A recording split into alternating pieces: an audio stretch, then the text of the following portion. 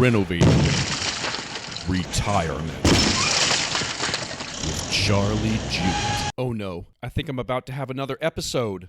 Charlie Jewett in the house! What's up, people? Back coming at you. Let's jump back into this series. This is episode 88, Keeping Your Money. This is from my book called Keeping Your Money that I hope to have out this year. And this episode, or this is on the chapter called Keep It Working. But before we do that, first, let me take a selfie.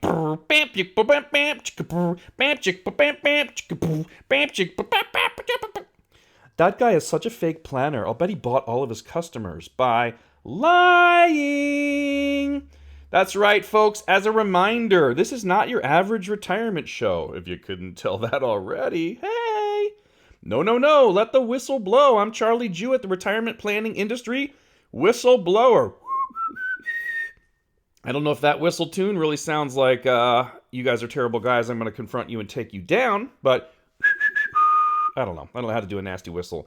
This is not your average retirement show. I started this show because the retirement planning industry is a rat-infested, cracked slab, moldy with the nasty kind of mold that kills people, beat up, tear down of a building that needs to be completely renovated. Why do I say that? Because the entire thing is built upon lies. They're lying to you about average rate of return in the stock market. They're lying to you about the fees. They're lying to you about what's best for you. It is absolutely, perfectly legal for a money manager, a joker broker, to convince you to keep all of your money at risk during your retirement years in high-risk securities, absolutely 100% legal, if they wear three-piece suits, have a nice office, give you warm nuts and water bottles with their names on it, and send you personal notes, butter you up with psychological manipulation, and get you to say, yeah, risking all of my retirement for you to have a steady income, that's perfectly fits my risk tolerance. I love it. And you keep on going to client parties as your money goes down. Perfectly legal, folks. Who's going to stand up to these bullies? Dun, dun, dun, dun! A twice divorced, emotionally challenged man from San Diego, California, coming at you. So let's get back into the 8-part series called Keeping Your Money. Each one of these is based on a chapter of my book called Keeping Your Money. We did a couple of them. We did Keep It Focused, Keep It Global, Keep It Real, and then I got ADD and got distracted. Podcast ADD. I threw another couple of episodes in there because, I don't know, I just don't like to follow a track, even if I lay it down. So, we're jumping back into it. This episode's called Keep It Working. How do you keep your money working, people? And what's the big deal if your money's on retirement? Your money should never retire. You should, but your money should never be retired. To keep growing your money, that means keep it earning a rate of return or a profit or an arbitrage. I love that word. I want to be a financial pirate. Arbitrage! They tell you arbitrage! I need an eye patch. Your money must be turning into more money, period, or else it is retired, and you can't. It has to be invested. It has to have a job. It has to be employed or used in some way to create more money. Duplication is the name of the game with growing your money. Listen, if you have 1,000 sheep and want more sheep, you need to let them breed. Imagine you have 1,000 sheep and you separate the males from the females. Boo! So there are no new baby lambs being born at all. As they naturally die off from age or sickness or wolf attacks, whatever it is, your numbers are going to go down and down until you have nothing left. Leaving your money in the bank, leaving it in investments with high fees, or sitting inside of your home in home equity is much like this, and there are little to no returns at all. No new money, no baby lambs are being introduced to the pool, to your retirement nest egg. So as you spend your money, or it disappears in fees, or inflation makes it worth less and makes it buy less than it did before, you are running out of money. This chapter of my book, Keeping Your Money, is all about ways that you can employ or invest the idle money that's sitting around doing nothing for you. Let's talk about some categories. First and foremost, everybody's favorite, because cash is king, cash. If there's anything I've seen consistently after reviewing over 1,000 financial plans over these last 12 years, is that you guys like to leave money in the bank.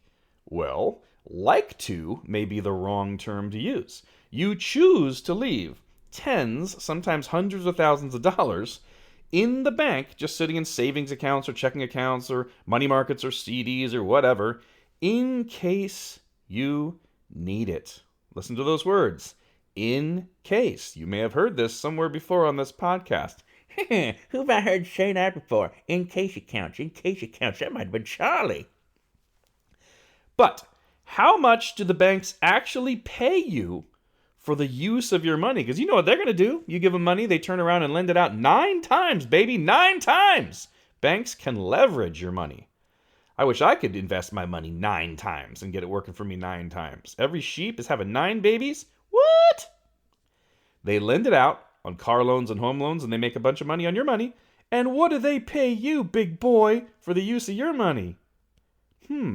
Not really CDs, because CDs, they're not liquid. So CDs actually, they can make 2, 3. It's nice. At the recording of this podcast, they can make 2 or 3. That's kind of nice. So those aren't very liquid. But what about money markets and savings accounts, checking accounts? What are they paying you for the use of your money? Virtually nothing. I mean, I have some people that I bump into that find some little internet bank or whatever that's paying 1% or whatever for the use of your money. That's great. Most people are getting 0.2, 0.3, 0.4%, or 40 bips if you were in the mortgage industry. We love our bips, baby. They're not paying very much for the use of your money, but you leave it parked there, and you do not have to. I have told you on other shows, there are other competing strategies. The term you want to remember, and don't run out to your local insurance agent and say, "Can I have one of these?" Because they're going to rip you off. The term you want to remember is return of premium. Return of premium means liquid. Same thing. You can have access to it. You can have it back. Waiver of surrender you might want to remember as well. But insurance companies and banks compete for cash and money and retirement accounts all the time. They are competitors. So when the insurance companies have created, and maybe these will go away after I record the podcast, but at the recording of this in 2017, we have them. So here you go. It's time to tell the truth. You can purchase single premium life insurance policies or single premium annuities with full return of premium. I have clients who in one product, I can give you all the disclosures if you'd like to. In one of the products from a company called Equitrust, half their money made 9% last year and half made 15.98% on liquid cash. Compliance update. Then there were cost of insurance was taken out. So the fees for the life insurance policy were taken out of those returns. Charlie, don't you tell people they're making more than they can really have or else we'll kill you. Exactly right. Pre-cost of insurance, half the money made 9, the other half made blah, blah, blah, blah, 15.98, whatever. It's one of the contracts after putting money into a liquid cash accumulation account. After the very first year, he could walk away with 10% more money than he even put in. If you can do that at the bank, I think you should. If you can't do it at the bank, here's my suggestions, okay? Work with a competent financial advisor like myself or someone that I've trained. Did you like that, compliance department? Are you guys happy now? Or did you guys choke on your fettuccine Alfredo? I hope you liked it. Work with a competent advisor because everybody's situation is different. But your competent advisor should be splitting up your in-case accounts. Your emergency fund should be split into 2 pieces. Urgency fund, money that you need to be able to get within a day or 2. That can be in the bank. If you've got $100,000 you want liquid at all times, I don't know, leave 5, 10, 15, 20 in the bank, whatever your comfort level is. The rest of it can go into a better place where it's hopefully beating inflation, or at least you can get that money making some little baby lambs. I don't know how to do a baby lamb sound. That was my best. Sounded more like a dolphin. I had these 2 sheep and they had a baby and a dolphin came out because Charlie made a weird noise. It was so strange. What's the second place that people put money where it's not working for them, and why? I'm glad you asked. Stocks, bonds, and mutual funds. Wait a minute, Charlie. These things compound at like 1,000,000,000%. My joker broker invited me to a party on a boat and told me so. Well, depends on what time you're in the market and which investments you're in, it's proven most money managers do not beat the S&P 500. What an amazing industry. What an amazing industry. Almost everyone I meet has a money manager, someone they are paying fees to, 1% a year is pretty standard, to go gamble their money for them. And at the same time, all of the statistics say that you have a greater than 80, 90% chance that using that person will be worse for you than if you didn't use them and you just bought the S&P 500 index yourself for a 0.1% or 0.2% or whatever the cost is right now for the index fund. So we're in an industry where most people who offer services do worse than if you did not use them. And yet, the evil geniuses behind the marketing, they have been able to get almost everyone to use them, and more than half of the people that I show safe, no fee, no growth, or guaranteed income to can't get themselves to do it. They pass on the guaranteed income, they pass on the safe growth because they want to stay with their money manager who's convinced them that annuities are bad and that risking all of your money in retirement and paying a fee to do worse than if you didn't use them is intelligent. Are these people geniuses or what? I want to pin an award on their chest. I may have the needle for the pin sticking straight out so it goes into their chest, but I really do want to pin an award on their chest and say, you guys are absolute evil geniuses. That's amazing. You're very, very good, incredibly skilled at selfishness and at hurting unsuspecting retirees. That is amazing. It takes a lot of intelligence. I think it's demonic. I think what you're doing is evil. I think you're a terrible stain on the earth and you should repent. But it's absolutely incredible. The marketing is amazing. You may see somebody online saying, most annuities have nosebleed level fees.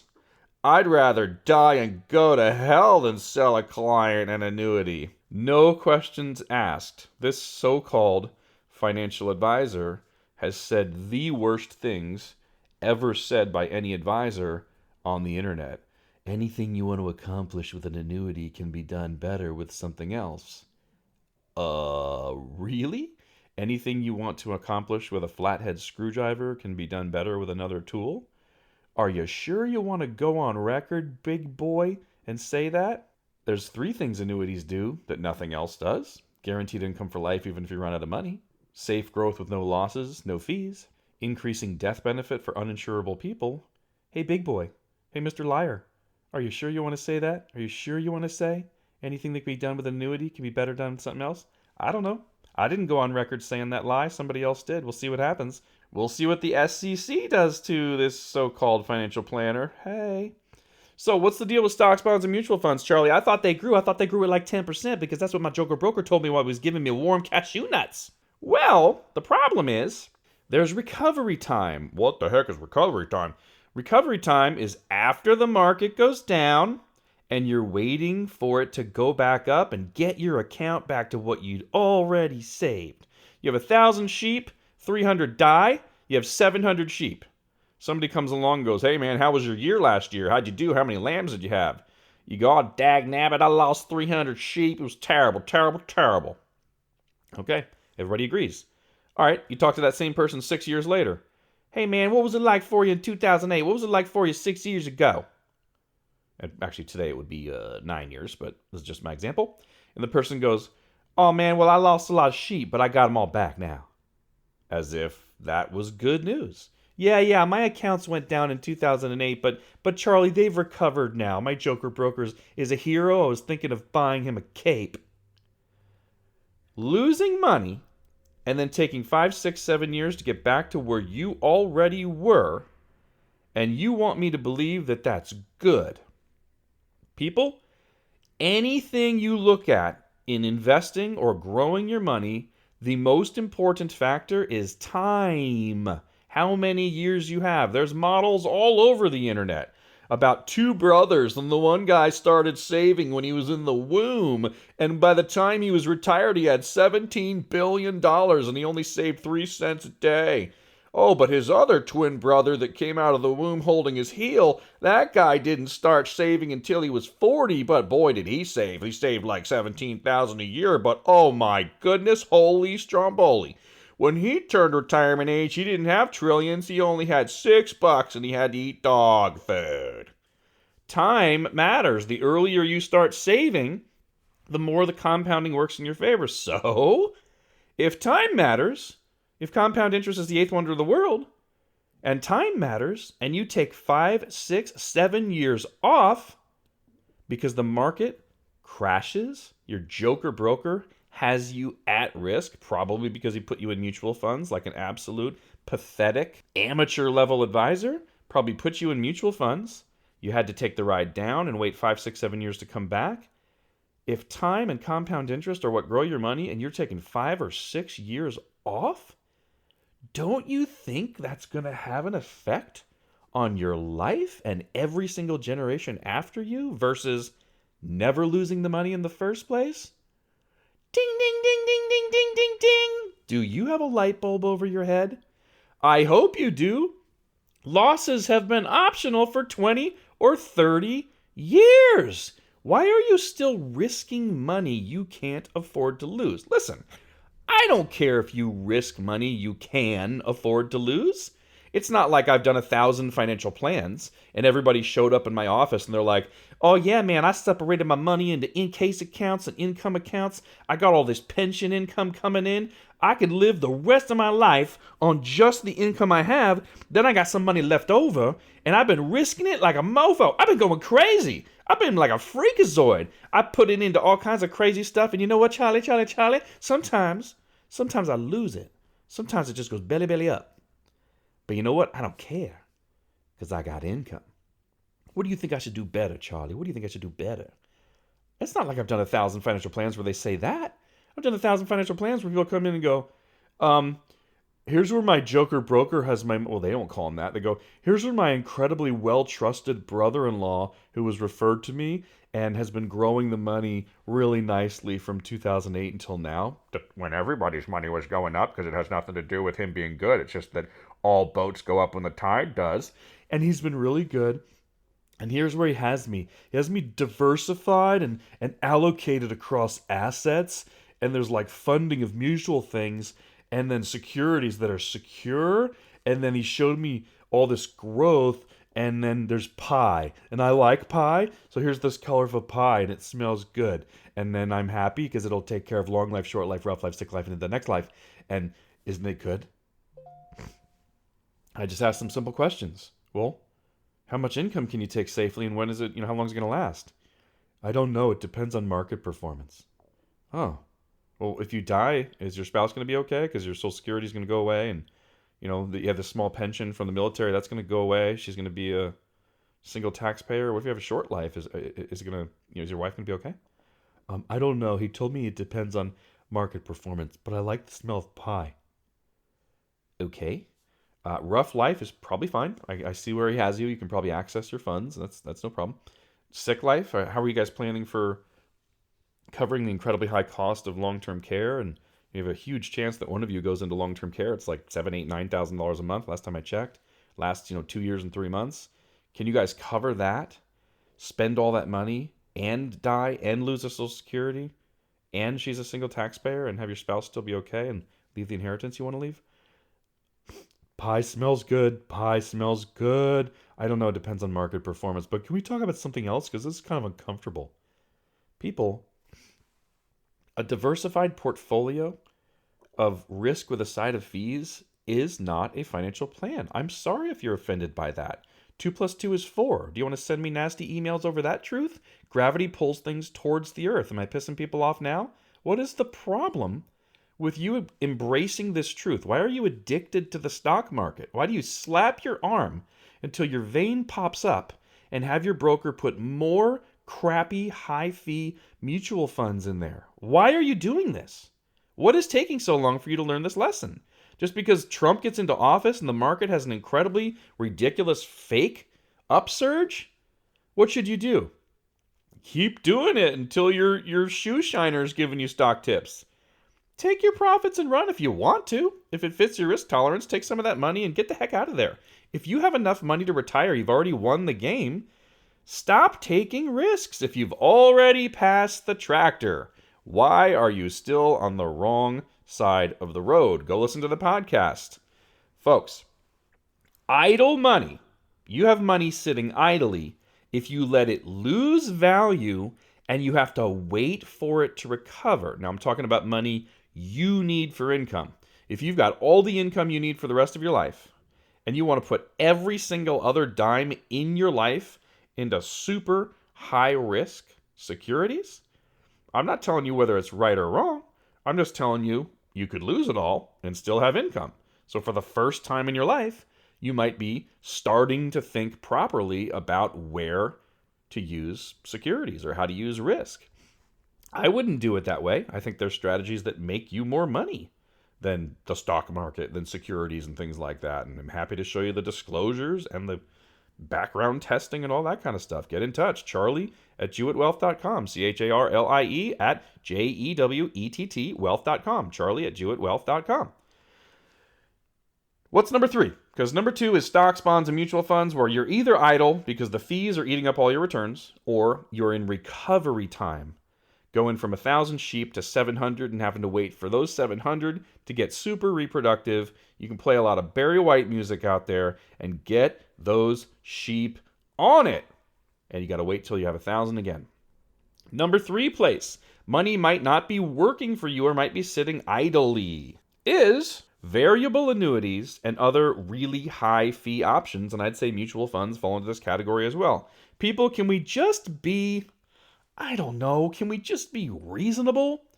If something has fees of 3 to 5% and a historical average of 7.1, which is a lie. That's based on the mathematical mean. That's based on the false math the industry uses to rip you off and pillage your money, which is legal, by the way. They are allowed to use the false math. They can say, 100 grand goes down to 50 grand, you lost 50%. 50 grand goes up to 75 grand, you gained 50%. Even though you've lost $25,000, you are averaging 0% growth because negative 50 plus positive 50 divided by 2 is 0. They're allowed to lie to you, show positive returns when your account is going down. They're allowed to show you that the stock market makes more money than safer investments by using false math. So if that false math says the market makes 7.1 over 210 years, and you're giving up a real 3 to 5% in fees the entire time, doesn't basic thoughts about math and compounding just tell you you're not going to be making a lot of money that way? People, 7.1 minus 3, that's 4.1 you're compounding at before the manager's fees. 7.1 minus 5, if you're paying 5 in fees inside of a variable annuity or some really high cost mutual fund with a high cost manager, you're making 2.1. I don't understand. I don't even understand how these joker brokers stay in business, besides the fact that they have billions going towards making you comfortable in psychological manipulation so that you don't pay attention to these lies. If your money is parked in variable annuities, which are an incredibly misused tool, but if your money's parked in a variable annuity, give a call up and ask for all of your fees. Say, what's my mortality and expense fee? What's the fee for the rider I have on there? What's the average fee for the sub-accounts? Are there any other fees? And add them all up. They're going to be 2, 3, 4, 5%, depending on what contract you're in.